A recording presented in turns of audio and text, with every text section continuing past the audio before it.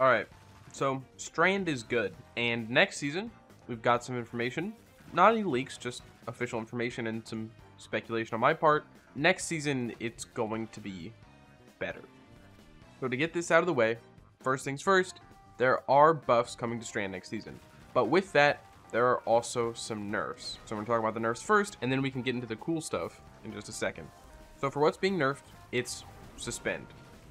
According to Bungie, they believe suspend is currently too strong, and they're planning on reducing the duration and uptime of suspend sources inside of PvE.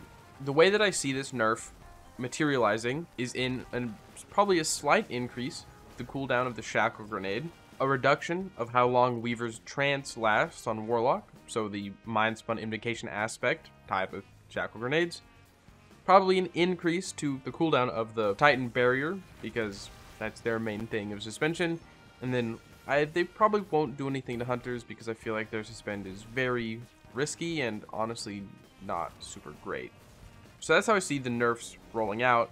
But honestly, we have so many options to build into all of this stuff that I don't think we're gonna be really feeling the nerfs that we're actually gonna get. Because as much as Bungie wants to decrease the uptime of certain things, we can just try a little harder, push a little further in that specific option, and probably stay at the potency it's at right now. And before I move on from the nerf, I'd be wrong to say that I don't agree with Bungie, because I feel like when you have a subclass and there's only one thing to build into across all three subclasses, it's kind of lame. So now we can move into the buffs to see how this might actually change. First up, regarding buffs and cool new stuff, let's talk about all the classes. With the most global thing being Tangles. They're getting a small but impactful buff, having their cooldown reduced from 15 seconds to 12 seconds in between each individual Tangle. Hopefully this reduces some of the friction that you can feel when you got those massive Slayer builds and Tangles are kind of nowhere to be seen. Next, regarding all the classes, we're getting 3 new aspects.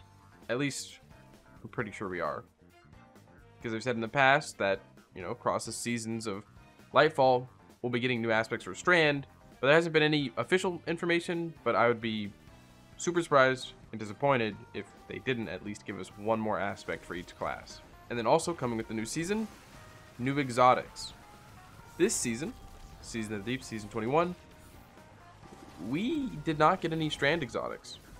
All of the exotics we did get were actually subclass agnostic, so you could use them on any subclass, and by that you could say you can use them with Strand as well, but none of them actually gave us new builds for Strand. There was nothing new or really kind of groundbreaking, which was disappointing, but with that being a fact for Season 21, for Season 22, there better be some Strand exotics.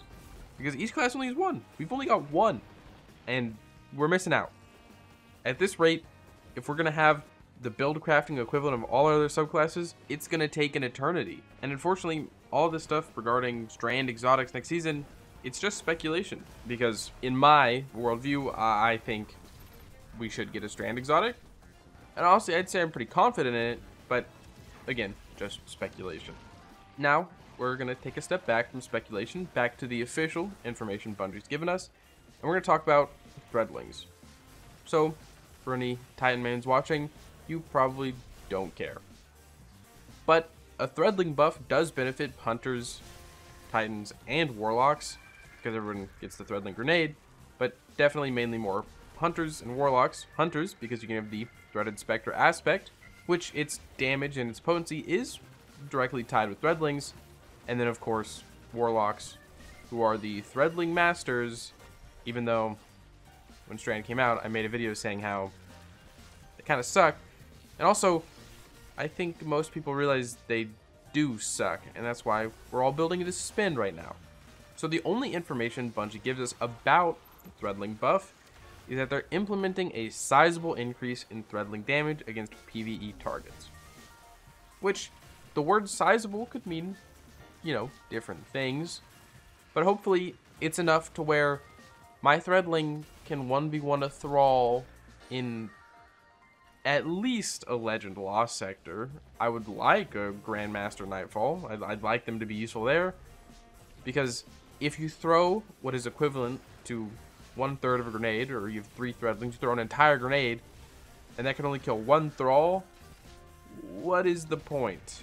So with a damage increase to Threadlings, hopefully the Threaded Spectre aspect for Hunters becomes more potent, as well as just Warlocks in general. That being said, one thing that Warlocks will be getting from this buff that probably wasn't necessary, but will definitely tip some scales, is that the current sweaty DPS meta is Broodweaver with Thread of Generation, Thread of Ascent, and rockets.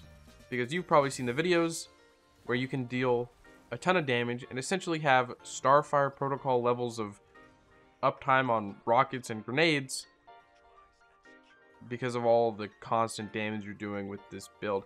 It's pretty cool. I'm enjoying it. But Threadlings having their damage buffed means this build just gets even better.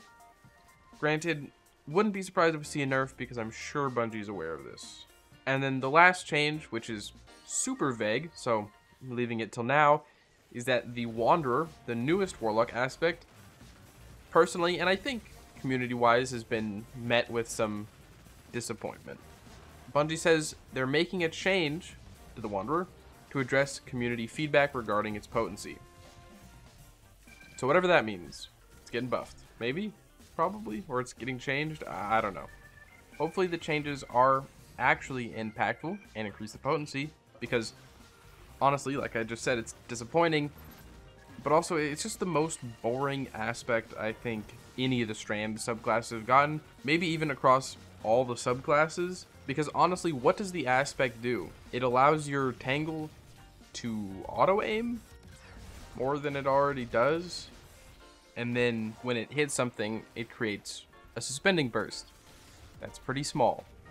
And finally, it has the amazing feature of allowing your Threadlings to create Tangles. But Tangles are already on such a long cooldown, and you know what already does that? The one and only Strand exotic Warlocks have. It makes Threadlings unravel, which is definitely better than just making them spawn Tangles. And guess what? Unraveled enemies, when they die, spawn Tangles. So again, hopefully it actually becomes a good aspect. But I think that's about everything I've got. Again, we've got the speculation on me hoping for a Strand exotic for each class next season, because man, we need it. Speculation, granted I hope it's not speculation, that we're getting new aspects next season, and then talking about all the buffs. So if you've kind of left Strand behind, pretty much everybody but Strand Titans, let me know if you're going to go back to it next season, because I'm definitely going to be interested in seeing if the Threadling Masters can actually use Threadlings in their builds. Anyways, if you want to support me, support this channel, and you can't think of a comment down below, Strand. And if you made it this far in the video, I greatly appreciate you.